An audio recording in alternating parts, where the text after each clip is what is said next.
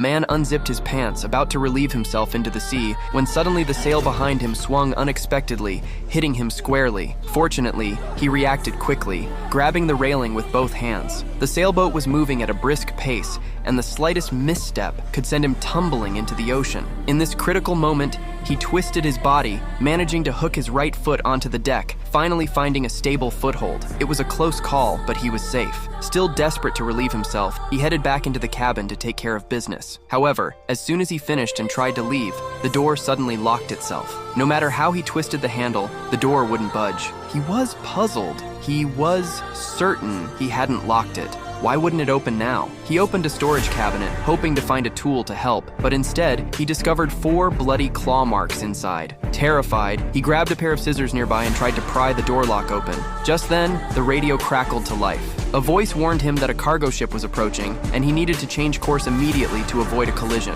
Panicking, he looked out the window and saw the massive ship looming nearby. He frantically tried to force the door open, but the lock held firm. With the collision imminent, he threw his body against the door repeatedly, but it was no use. Desperate, he stuck his arm out the window, waving and shouting for help, but the crew on the cargo ship didn't notice him. Thinking quickly, he grabbed a rope from outside, tied a tight knot, and threw it into the water.